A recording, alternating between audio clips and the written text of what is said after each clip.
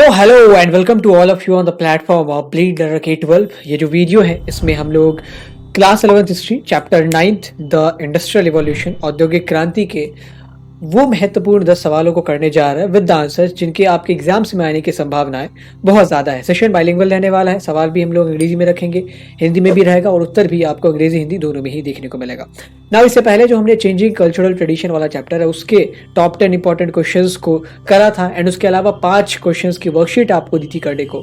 अगर आपने इस वीडियो को नहीं देखा है तो आई बटन पर उसका लिंक आ रहा होगा, वहां से आप देख ले वीडियो को। एंड जो वर्कशीट उसमें जितने भी क्वेश्चंस दिए गए हैं इंक्लूडिंग दोज 10 क्वेश्चंस, क्योंकि उसमें भी मैंने कहा है कि मैं जो भी आंसर्स आपको प्रोवाइड करवाता हूँ वो एक रॉ आंसर होते हैं। आपको प्रॉपर पैटर्न पे लिख के हमें भेजना है गूगल क्लासरूम पे, ताकि हम लोग उसे चेक करके आपको फीडबैक दे सके कि आप यहाँ पे इस चीज़ को इम्प्रूव कर सकते हैं। ये चीज़ें आपकी बढ़िया है, तभी तो आपके स्कोर्स बढ़ पाएंगे ना। आपके पास नॉलेज है बट आपको प्रेजेंट करना नहीं आता तो आपके स्कोर्स, आपके मार्क्स में बढ़ोतरी कहाँ से होगी। सो इस चीज़ को समझे। जो भी क्वेश्चंस आपके सामने आते हैं टेलीग्राम ग्रुप पे हम लोग पीडीएफ भेज देते हैं, इसकी भी पीडीएफ वहाँ पे भेज देंगे। एंड बिसाइड इसकी पीडीएफ की तो लिंक हमने डिस्क्रिप्शन बॉक्स में डाल भी दिया, ड्राइव की जो लिंक है वहाँ से आप डाउनलोड करके जितने भी सवाल उनको लगाए और गूगल क्लासरूम पे हमें भेजे ताकि हम लोग उसे चेक करके आपको फीडबैक दे सके। Now coming with the first question of this chapter, what do we mean by industrial revolution, why has it started from Britain, कि ये ब्रिटेन से ही क्यों शुरू हुआ है, इसका मतलब क्या है पहले तो ये हमें बताना है। तो ये जो हमारा 5 मार्क्स का सवाल है, हमने मार्क्स भी बता दिया, यानी कि आपको इस इंडस्ट्रियल रिवॉल्यूशन के मतलब समझाने के 2 मार्क्स मिलने वाले हैं। और ये ब्रिटेन से क्यों शुरू हुआ इससे रिलेटेड आपको कोई 3 एक रीज़न देने पड़ेंगे। तो हमें यहाँ पे इस प्रकार से अपने आंसर को लिखना है। यहाँ पे मैंने 3 से ज़्यादा रीज़न बताए, उनमें से आपको जो भी 3 अच्छे लगते हैं उनको सेलेक्ट करके लिखें। इंट्रो में आप लिख सकते हैं कि इंडस्ट्रियल रिवॉल्यूशन एक ऐसा चेंज था, एक ऐसा ट्रांसफॉर्मेशन था जो हम औद्योगिक क्षेत्र में भी देखते हैं, इकोनॉमिक क्षेत्र में भी देखते हैं, अर्थव्यवस्था हो, सोसाइटी हो, सबको बदल दिया। और ये जो है ये सारे ट्रांसफॉर्मेशन, सारी की सारी जो डेवलपमेंट है that happened between 1780s to 1850s in the Britain, और बाद में ये और भी यूरोपियन देशों और अंततः अमेरिका तक फैला। नाउ कुछ रीज़न थे जिन वजह से यूरोप में जो इंडस्ट्रियल रिवॉल्यूशन है वो ब्रिटेन से ही क्यों शुरू हुआ। तो वो कारण जो है, सबसे पहली चीज़ कि ब्रिटेन में पॉलिटिकल स्टेबिलिटी थी। आपने देखा होगा रेनेसा के अध्याय के बाद कि कैसे अब एक सेंस ऑफ नेशनलिटी लोगों में, सेंस ऑफ आइडेंटिटी लोगों में डेवलप होती है। उस आधार पे बहुत अलग अलग देश बनाए जाते हैं। पोर्चुगल बनाया जाएगा, स्पेन बनाया जाएगा, इटली बनाया जाएगा, इटली का पोर्चुगल का एकीकरण होगा, इटली का यूनिफिकेशन होगा, इंग्लैंड एक मोनार्की के तहत एक नया राज्य बनेगा। तो इंग्लैंड में पॉलिटिकल स्टेबिलिटी थी, ऊपर से लोगों के पास पैसा होता था। Money was used as a medium of exchange. Okay, लोग बार्टर सिस्टम नहीं यूज़ करते थे, पैसा as a medium of exchange use होता था। तो लोगों के पास अगर पैसा आया तो ऑब्वियसली चॉइसेस उनके बढ़ गए। अगर मैंने आपको 100 रुपये की सैलरी देनी है और मैंने आपको 100 रुपये कैश दिए तो आप उसमें से 5 रुपये की चॉकलेट खरीदो, 20 रुपये का ईयरफोन खरीदो, 10 रुपये का पेन खरीदो, आपके ऊपर है। You had a variety of choices. लेकिन मैंने 100 रुपये की जगह आपको 100 रुपये का कोई बेवरेज दे दिया, बेवरेज मतलब पीने की ड्रिंक दे दी, कोका कोला दे दिया है, तो वो भी 100 रुपये का सामान, बट वो सामान है। अब आपके पास कोई चॉइस ही नहीं है, बस आपको उसे पीना है। You can not do anything but except drinking that beverage जो भी मैंने आपको दिया है। तो ये जो money as a medium of exchange use हो रहा था, तो कंज्यूमर्स के पास अब चॉइसेस बहुत ज़्यादा थी। और टाउन्स में अचानक से जो पॉपुलेशन है वो बढ़नी शुरू हुई, क्योंकि अब बहुत सारे जो गांव के लेबरर्स थे उनके पास ज़मीनें नहीं बची थी। एग्रीकल्चरल रिवॉल्यूशन का हमने कॉन्सेप्ट बताया है आपके वन शॉट में, उसका भी लिंक ऊपर आई बटन पे आ रहा होगा। बिसाइड डिस्क्रिप्शन बॉक्स में हमने पूरी की पूरी जो प्लेलिस्ट है ना क्लास 11 हिस्ट्री की, उसका लिंक दे दिया, वहाँ से आप जाके एक एक चैप्टर पढ़ सकते हो। सारे चैप्टर कराएं, डिस्प्लेसिंग इंडिजिनस पीपल और पाथ टू मॉडर्नाइजेशन, वो अभी इसी 3-4 दिनों में हो जाएंगे। तो माइग्रेशन होता है, लंदन जो है एक इंटरनेशनल ट्रेड हब के रूप में डेवलप होता है।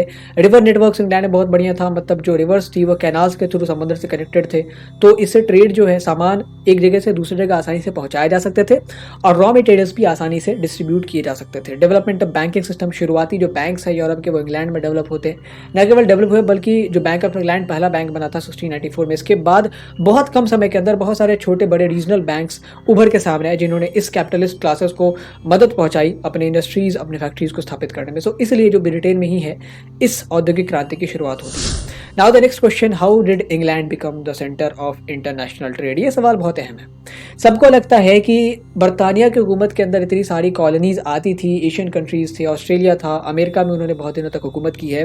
तो जितने भी ये कॉलोनिज्म का कॉन्सेप्ट है, उपनिवेशवाद का कॉन्सेप्ट है, वो शुरुआत हुआ ही होगा ब्रिटेन से या इंग्लैंड से। ऐसा बिल्कुल भी नहीं। शुरुआत में तो कॉलोनिज्म है उसको स्पेन और पोर्चुगल वाले फॉलो करते थे, सब जगह पे पहले वही गए थे। बाद में आते हैं ओके। एंड कुछ कुछ और भी डेवलपमेंट होती है इसको लेके, मैं बताऊंगा आपको जब मैं डिस्प्लेसिंग इंडिजिनस पीपल चैप्टर बता रहा हूँ, या मैंने इसको इंडस्ट्रियल रिवॉल्यूशन में भी बताया है कि जैसे ऑटोमन टर्क्स ने जब कॉन्स्टेंटिनोपल कब्जा कर लिया, तो ये जो मेडिटेरेनियन है वो कंट्रोल कर रहे थे, तो मेडिटेरेनियन के थ्रू यूरोपियन जो ट्रेडर्स थे वो आसानी से ट्रेड नहीं कर पाते थे एशिया के साथ, तो उन्हें एक रास्ता खोजना पड़ा। अब जब ये रास्ता खुजता है तो लंदन जो है अब यानी कि ट्रेड मेडिटेरेनियन से शिफ्ट होकर अटलांटिक पे आ गया। अटलांटिक पे जो मेजर पोर्ट्स थे लिस्बन, लंदन, ये सब की वैल्यू बढ़ गई। उसमें से लंदन जो है बहुत बड़ा एक ट्रेड हब बन के उभर के सामने आता है। रीजन मैं आपको बताऊंगा, फाइनेंशियल सेक्टर की डेवलपमेंट हुई, लंदन में बहुत सारे इंटरनेशनल ऑफिस बनते हैं। तो सबसे पहले तो आपको एक छोटा सा इंट्रो देना है। जितने भी सवाल पूछे जाए 3 मार्क्स के या 5 मार्क्स के, ट्राई टू राइट इंट्रो, और इंट्रो में जो इंपॉर्टेंट चीज है उसको हाईलाइट करो। England become the centre of global trade in 18th century, इसको हाईलाइट कर सकते हैं बिकॉज दिस इज एक पर्टिकुलर हमने डेट मेंशन किया। फिर कुछ कुछ जो रीजंस है जो रिस्पॉन्सिबल है इंग्लैंड को इंटरनेशनल ट्रेड हब बनाने में, इसमें मैंने 5-6 रीजन कुछ दिया है। इन सबको आपको एक्सप्लेन भी करना है, एक एक पॉइंट 2-2 पॉइंट इसके अंदर लिखना भी है कि नए नए टाउन्स का उदय होता है, अचानक से बहुत सारे यूरोप में टाउन्स उभर के सामने आ रहे थे, उसमें से ज़्यादातर जो टाउन्स थे वो इंग्लैंड के थे। फिर वर्ल्ड ट्रेड मेडिटेरेनियन से अटलांटिक की तरफ शिफ्ट होता है। रिवर नेटवर्क इंग्लैंड का बहुत अच्छा था, इसीलिए सामान लंदन पोर्ट पे उतरते थे और बहुत तेजी से रूरल एरियाज में और अन्य शहरों में फैल जाया करते थे। Development of financial sector, banking sector बहुत बढ़िया से बूम मार रहा था। न्यू कंट्रीज के डेवलपमेंट, जैसे अमेरिका को खोजा, तो अब ट्रेड जो है अमेरिका, अफ्रीका और यूरोप, इन तीनों के बीच हो रहा था। ये ट्रायंगुलर ट्रेड जो बना ना, देखो यहाँ पे अमेरिका है, यहाँ पे ब्रिटेन है, यहाँ पे यूरोप है, तो दिस ट्रायंगुलर ट्रेड एंड इसका हब बन गया हमारा लंदन। तो इसकी इंपॉर्टेंस खुद ही ज़्यादा बढ़ गई। And then the colonialism, okay, England ने सब जगह पे बढ़िया बढ़िया कॉलोनी बनाई, उनकी इन्वेस्टमेंट कम होती थी और उनका मुनाफा ज़्यादा होता था, तो इनसे जो है बाकी जो यूरोपियन कंट्रीज थी उनसे कॉलोनिज्म की रेस में आगे थे। एंड इसीलिए ये इनके पास पैसा था कि वो अपने इंडस्ट्रीज़ में लगा सकते थे, फैक्ट्रीज में लगा सकते थे, एंड इंडस्ट्रियल रेवोल्यूशन को बूम कर सकते थे। अब आपको एक चीज़ बतानी है कि रॉ मटेरियल्स के सप्लाई से ब्रिटेन में जो औद्योगिकरण है वो कैसे प्रभावित हुआ, इसको लेके मैंने चैप्टर में बताया कि ब्रिटेन में अगर बात करें टेक्सटाइल्स, ऑब्वियसली जो मेजर इनका प्रोडक्ट था, फिनिश्ड गुड था, दैट वाज टेक्सटाइल, उसी की सारी डिमांड इनकी ग्लोबल मार्केट में होती थी। तो अगर टेक्सटाइल की बात करें तो इनके पास रॉ मटेरियल नहीं था कुछ भी, कॉटन, सिल्क, नथिंग। ये रॉ मटेरियल लाते थे अपनी कॉलोनीज से। तो after they colonised India and the China, specially India China, तो इन्हें टेक्सटाइल में रॉ मटेरियल की कोई कमी नहीं रही। अब इंडस्ट्रियलाइजेशन कैसे बदला, तो टेक्सटाइल इंडस्ट्रीज की ग्रोथ होने लगी। जहाँ पे पहले छोटे मोटे ऐसे कारखाने होते थे जहाँ पे सूत काट के और छोटे छोटे वस्त्र बनाए जाते थे जिनको लोकल पीपल भी नहीं पहनते थे, हमारे ही सामानों को वो पहना करते थे। इंडिया से सामान जाते थे बने बुनाए कपड़े और वो ब्रिटेन के लोग पहनते थे, क्योंकि उनके वहाँ टेक्सटाइल इंडस्ट्री के नाम पे कुछ था ही नहीं। जब इन्हें रॉ मटेरियल मिला तो इन्होंने हमारे फिनिश्ड गुड्स को पहले तो बैन किया कि वो आप बेच नहीं सकते ब्रिटेन में, क्योंकि अगर आप उसको बेचोगे तो हमारे बनाए गए कपड़े कौन खरीदे, दैट इज द पॉइंट। तो ब्रिटेन में अब टेक्सटाइल इंडस्ट्री की ग्रोथ होने लगी और ब्रिटेन धीरे धीरे मोनोपोली स्थापित करता है। मोनोपोली मतलब वो अपने यहाँ तो बेचता ही है क्योंकि अपने यहाँ किसी को आने नहीं दे रहे थे, और दूसरे देशों में भी। इंडिया में पहले तो सबसे जितने भी टेक्सटाइल इंडस्ट्रीज थी उनको तबाह किया जाता डेलिबरेटली, और फिर जब इंडिया के लोगों को अपना सामान नहीं मिल रहा था खरीदने को तो वो मजबूर हुए ब्रिटेन के बनाए हुए कपड़ों को पहनने के, ठीक है। तो उससे उनकी मोनोपोली स्थापित हुई and they also extracted huge profits from them. फिर इसके बाद ब्रिटेन, जो कि एक ज़माने में टेक्सटाइल में इंपोर्ट इकॉनमी हुआ करती थी, वो एक एक्सपोर्ट इकॉनमी होती है only because of these impacts on the industrialisation after the discovery of raw materials, after the abundance of raw material, जब ये बहुत भारी मात्रा में इनके पास पहुंचने लगा। Now the next question, explain the, and इस समय आपको एक एक पॉइंट जरूर लिखना, जो भी पॉइंट्स मैंने दिए ना उसको थोड़ा सा एक्सप्लेन करना, एक एक लाइन जरूर लिखे इसमें से। Explain the industrial revolution, explain the development in iron industry of Britain during the industrial revolution. औद्योगिक क्रांति के दौरान जो लौह क्षेत्र था उसमें किस तरीके से डेवलपमेंट है उसको देखें। तो यहाँ पे मैंने 5 डेवलपमेंट दिए हैं और एक छोटा सा इंट्रो दिया है। इंट्रो आपको लिखना मस्ट है। 5 डेवलपमेंट, अब्राहम डार्बी ने कैसे पहले को आयरन जो था वो पिघलाया जाता था चारकोल की मदद से। अब्राहम डार्बी ने कहा कि चारकोल की जगह हम लोग कोक अगर यूज़ करें तो हमारा जो ईंधन है वो भी ज़्यादा कारगर होगा और पोल्यूशन भी कम होगा, समय भी कम लगेगा। अब्राहम डार्बी के 3 जनरेशन आते हैं, डार्बी सेकंड, डार्बी फर्स्ट तो ये अब्राहम डार्बी खुद हुए, डार्बी सेकंड इनके लड़के और डार्बी थर्ड इनके पोते। ये तीनों ही बहुत ज़्यादा आयरन इंडस्ट्री में, लोहार फैमिली थी, ब्लैक स्मिथ थे ये लोग, तो बहुत कंट्रीब्यूशन है इनका। फिर इनके जो लड़के हैं सेकंड डार्बी, वो रॉट आयरन डेवलप करते हैं, कच्चे लोहे से पिघला लोहा। और ये जो पिघला लोहा था इसमें ये ब्रिटल नहीं था। जैसे ब्रिटल क्या बोलते हैं, शीशा एक ब्रिटल हुआ, उसको हम लोग ठोकते हैं तो टूट जाता है, लोहे को ठोकते तो टूटता नहीं, that is the brittleness. Okay, फिर एक पडलिंग फर्नेस बनाते हैं हेनरी कॉट। उसमें क्या था कि ये जो आयरन था ना उसको हम लोग इम्प्योरिटीज से मुक्त कर देते थे, यानी कि इसको अगर ठोकेंगे तो टूटेगा भी नहीं और ये वो कहते हैं ना कि मेलिएबल होता जाएगा और ज़्यादा चौड़ा होता जाएगा, ब्रॉडन होता जाएगा। इसके बाद जॉन विल्किंसन नाम के एक हमारे इंजीनियर थे, उन्होंने पहली बार दिखाया कि ये जो आयरन है, चाहे हेनरी कॉट ने जितना अच्छा आयरन प्रोड्यूस करके दिया है, तो अब इम्प्योरिटीज से रहित है, मतलब है ही नहीं इम्प्योरिटीज इसमें, बहुत कम है। तो इससे हम और भी बहुत सारी रोजमर्रा की चीज़ें बना सकते हैं और आयरन इंडस्ट्री को बूम मिलती है। जैसे उन्होंने कुर्सियाँ बनाना सिखाया, फिर जो वाइन्स वगैरह बनाए जाते थे उसके लिए उन्होंने डिस्टिलरीज जिसे बोलते हैं उसके लिए उन्होंने फिर वो जो डिस्टिलरीज होते थे पहले बाकी लकड़ी वगैरह से बनाए जाते थे, इन्होंने कहा कि आप लोहे से भी बना लो, ये ड्यूरेबल भी होंगे एंड इनको ये इनकी जो टूटने और फूटने की जो प्रोबेबिलिटी है वो बहुत कम है as compare to any other thing. इसके अलावा सबसे लास्ट एंड सबसे ब्रेक थ्रू वाला जो डेवलपमेंट था वो था डार्बी, अब्राहम डार्बी के जो पोते हैं जिन्हें थर्ड डार्बी कहा जाता। सेकंड डार्बी मतलब दूसरे थे इस जनरेशन में इसलिए, थर्ड मतलब तीसरे थे इस जनरेशन में इसलिए। उन्होंने पहला आयरन ब्रिज बनाया, पुल बनाया, और ये एक बहुत लैंडमार्क इवेंट था, गांव में ही था, I am forgetting the name, W से शुरू हुआ वो जगह का नाम जहाँ पे पहला आयरन ब्रिज बनाया गया था। उन्होंने जब ये आयरन ब्रिज बनाया तो ही मेड द वर्ल्ड रियलाइज कि हम लोग इस आयरन से न केवल रोजमर्रा की चीज़ें बना सकते हैं बल्कि बहुत बड़ी बड़ी चीज़ें भी बना सकते हैं। देन इट केम कि आयरन का इस्तेमाल बिल्डिंग बनाने में हो रहा है, पुल बनाने में हो रहा है, किसी बड़े प्रोजेक्ट में हो रहा है। Now the next question that we have कि कैसे स्टीम इंजन ने इंडस्ट्री और ट्रांसपोर्ट को पूरी तरीके से रिवोल्यूशनाइज कर दिया। क्रांतिकारी एक कदम था स्टीम इंजन का आना। तो मैंने यहाँ पे 4-5 पॉइंट लिखे हैं, आपको इनमें से कोई भी 3 पॉइंट मेंशन करते हैं। सबसे पहले तो स्टीम इंजन का एक इंट्रो हम लोग लिखेंगे, ऐसा लिखेंगे कि स्टीम है वाटर का कंपोनेंट। तो वाटर जो है पहले भी यूरोपियंस यूज़ करते थे एज हाइड्रोलिक पावर, जैसा हमने रोमन एम्पायर के टाइम में देखा था कि झरने से हम लोग टरबाइन पे पानी गिराते हैं और उस टरबाइन से हम लोग कुछ चक्की चलाते हैं जिसमें से आटा पीसा जाता है, या उसी टरबाइन की मदद से हम लोग कंस्ट्रक्शन करते हैं। जैसा आपने बाहुबली मूवी में देखा होगा, टरबाइंस चला चला के कैसे वो लोग कंस्ट्रक्शन कर रहा घर बना रहा, बाहुबली सेकेंड जो कंक्लूजन वाला पार्ट है उसमें। बाकी स्टीम पावर के आने से चेंजेस क्या क्या हुआ, सबसे पहले तो स्टीम पावर का इस्तेमाल कहाँ कहाँ हुआ, विच industry was impacted the most. Mining में सबसे शुरुआती इसके इम्प्लीमेंटेशन होते हैं। स्टीम पावर के साथ खासियत क्या थी कि ये ज़्यादा प्रेशर पे हाई टेम्परेचर प्रोड्यूस कर सकता था, और इस हाई टेम्परेचर से हमारी जो एनर्जी है वो बहुत ज़्यादा जनरेट होती थी, जिससे बहुत बड़े बड़े काम किए जा सकते थे। एंड इससे अब न केवल छोटे मोटे सामानों को बनाना पॉसिबल हुआ बल्कि जो मशीनें बनाई जाती हैं, यू सी मशीन, जो जनरेटर्स, द टर्बाइंस और जो भी ट्रांजिस्टर्स वगैरह लीवर होते हैं, इनको बनाया जाना पॉसिबल हुआ only because of use of steam power, क्योंकि इससे इतनी जनरेट होती है ना हीट कि हम बड़े बड़े सामान बना सकते हैं। ओके उसके बाद ये तो 2 इंडस्ट्रीज होगी, जैसे मशीन जो कैपिटल गुड्स की इंडस्ट्री थी। कैपिटल गुड्स मतलब ऐसे सामान जिनका फर्दर प्रोडक्शन में इस्तेमाल होता है।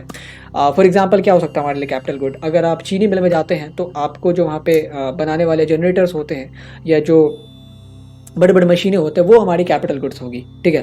तो कैपिटल गुड्स का प्रोडक्शन हो सकता था स्टीम इंजन के आने के बाद, और इसके लिए माइनिंग में भी इसके बहुत काम थे। जो डीपर माइंस होते थे उनमें ये बहुत कारगर होता था। वैसे इसको डेवलप किया जाता, शुरुआत में जो शुरुआती प्रोटोटाइप था, नमूना था, वो उतना ज़्यादा कारगर नहीं था। बाद में जब डिम्स वॉट लेके आते हैं स्टीम इंजन का कॉन्सेप्ट, उसने माइनिंग में भी बहुत इम्पैक्ट डाला, और ये जो हमारा कैपिटल गुड्स की इंडस्ट्री है उसमें बहुत काम किया। फिर स्टीम लोकोमोटिव डेवलप करते हैं जॉर्ज स्टीफेंसन, जो स्टीम इंजन के आधार पे किसी चीज़ को वो मूव करा सकते हैं। लोकोमोटिव मतलब जो एक जगह से दूसरी जगह मूव कर सकता है, और वो जो मूवमेंट थे इससे फिर शुरुआत होती है रेलवे इंजन की। एंड रेलवे जो है एक बहुत बड़ा मेजर ब्रेक थ्रू था in the terms of transportation in the history of Mankind. जो इतिहास, मानव इतिहास की हिस्ट्री है उसमें आई डोंट थिंक कि रेलवे से बड़ा ट्रांसपोर्टेशन को लेकर ब्रेक थ्रू कभी आया होगा और इतने अहम टाइम पे आया होगा।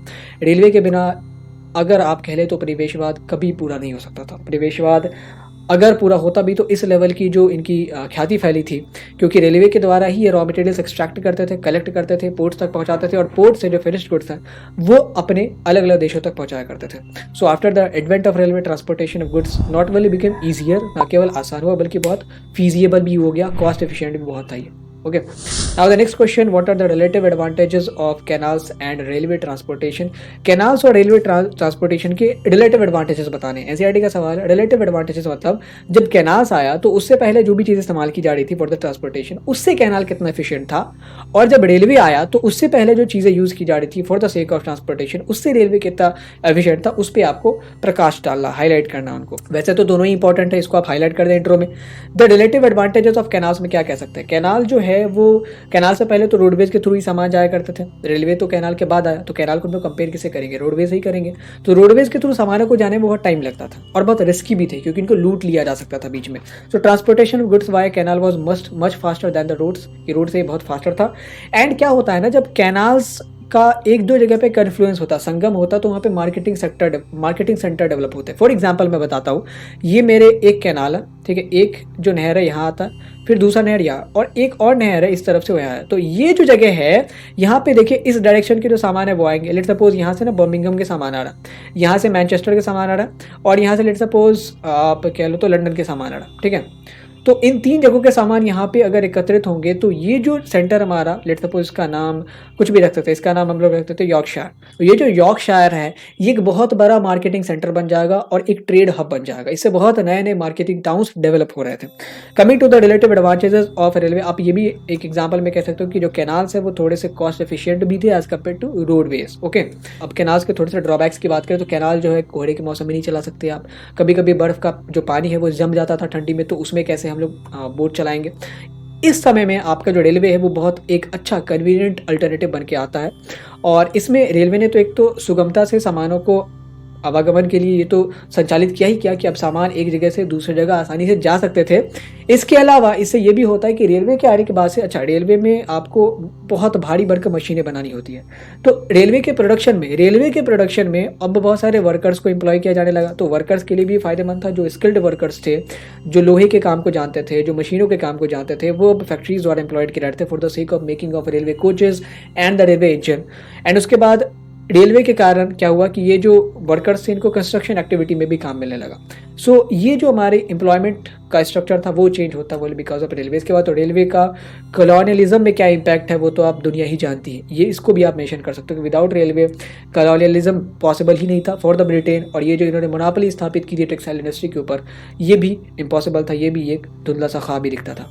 Now the next question, examining the impact of industrial revolution on the working class, मजदूर वर्ग पे। सबसे पहले आपको इस आंसर में बताना है कि what do we mean by working class, क्योंकि ये सारी चीजें देख के ना जो एग्जामिनर वो इंप्रेस होंगे कि भाई इसे पता है वर्किंग क्लास क्या होता है। तो अब बताया working class refer to the population जो फैक्ट्रीज में काम किया करते थे, मेहनत किया करते थे।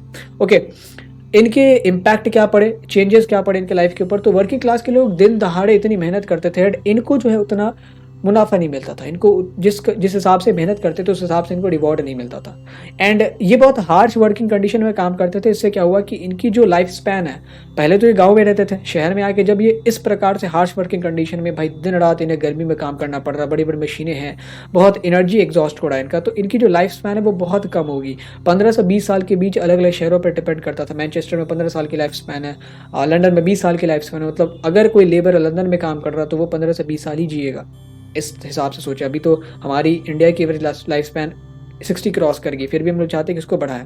तो आप इस चीज़ को इमेजिन करें कि कोई लेबर जब मैनचेस्टर में नौकरी ढूंढने जाता है तो उसे ये पता है कि मैं 15 से 20 साल ही जीऊंगा अगर मैं लगातार ये काम करता हूँ। तो देन ये जो लेबर से ना केवल हार्श वर्किंग कंडीशन में काम करते थे बल्कि बहुत ख़राब वर्किंग कंडीशन में ये रहते भी थे। इनकी एकोमोडेशन की फैसिलिटी का बिल्कुल भी ध्यान नहीं दिया गया था। जो क्वार्टर्स होते थे बहुत ज़्यादा डेंसली एकोमोडेटेड होते थे। डेंसली एकोमोडेटेड मतलब एक ही रूम में बहुत सारे लोग रह रहे हैं, एंड हाइजीन का जरा भी ध्यान नहीं रखा जाता था। बहुत सारे एपिडेमिक्स आते थे।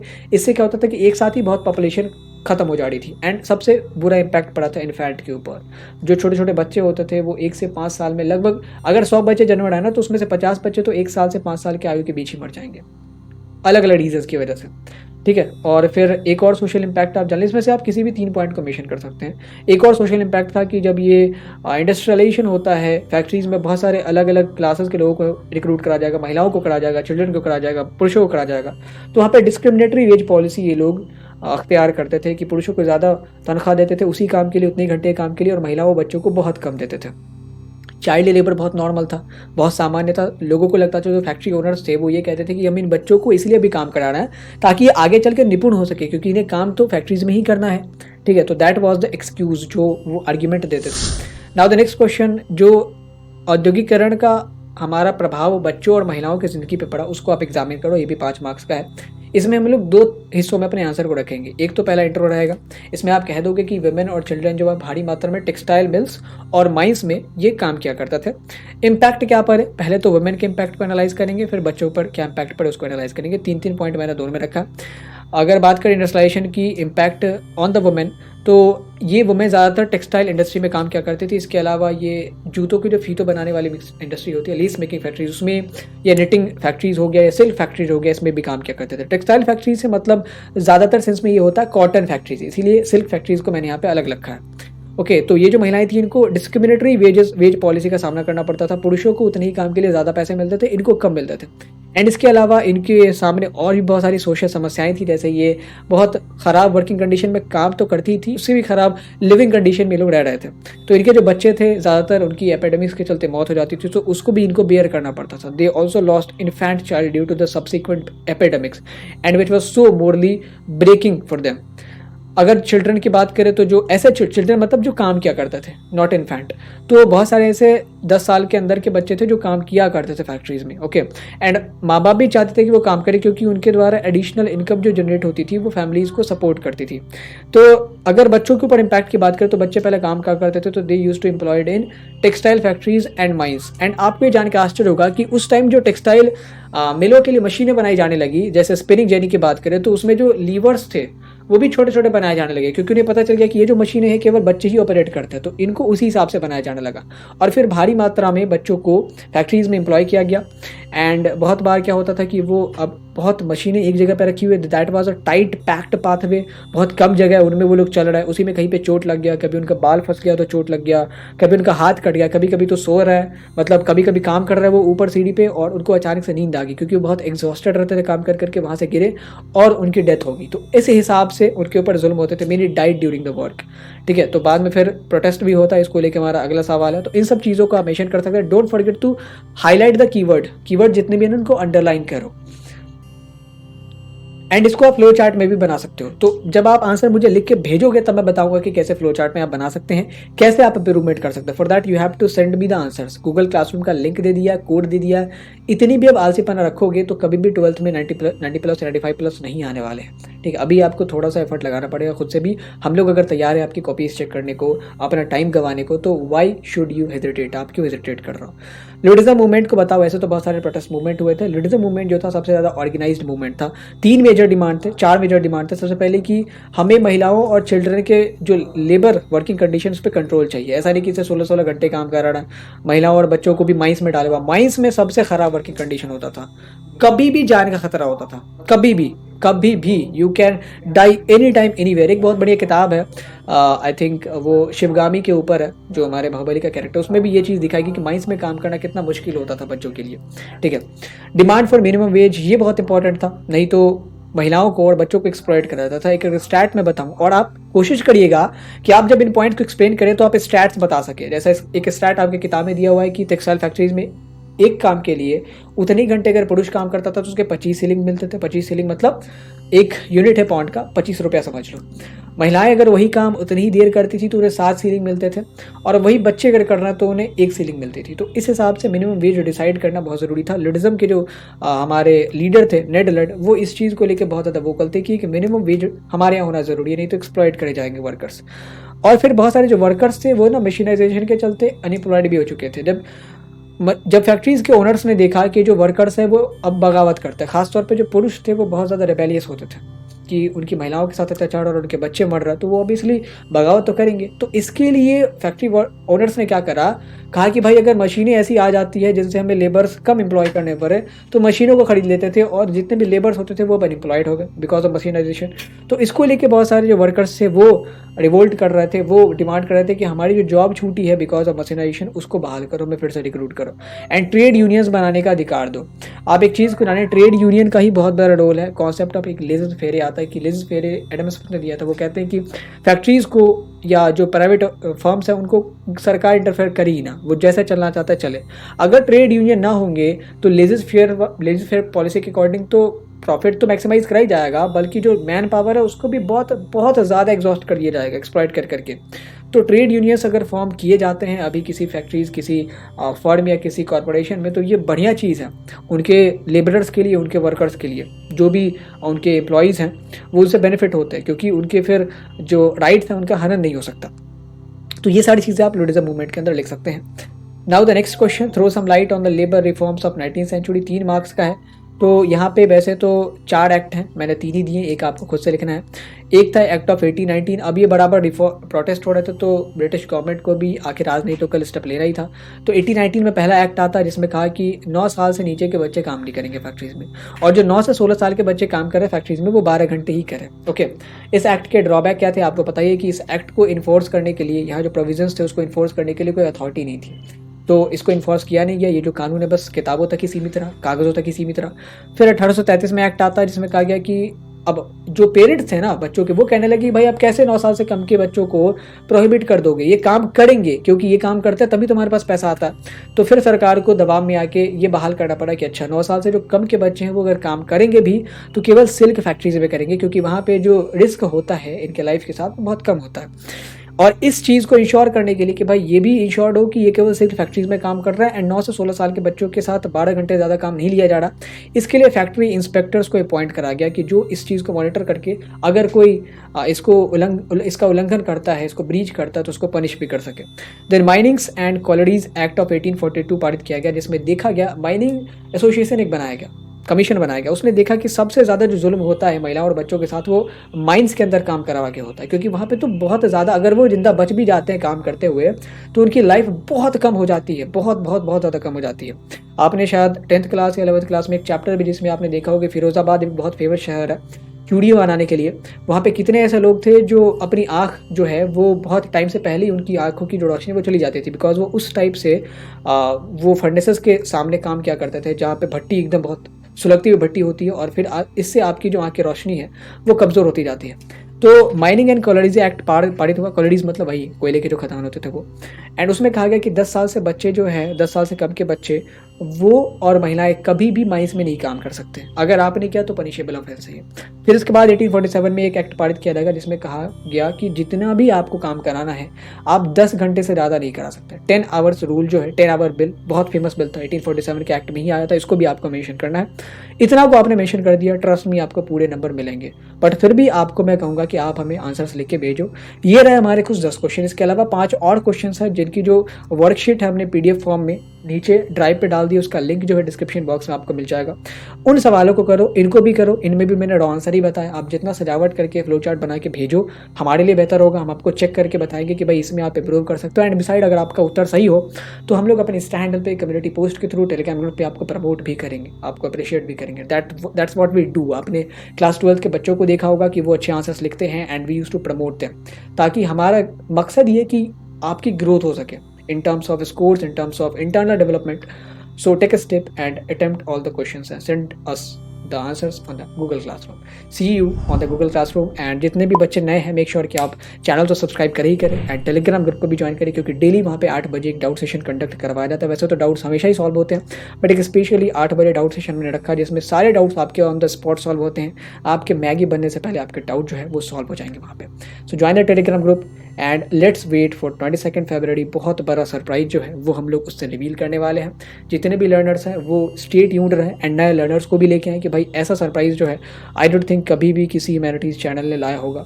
बहुत बड़ा सरप्राइज है that will basically revolutionise the humanities education in India. Thank you for watching, have a great day and take care of you.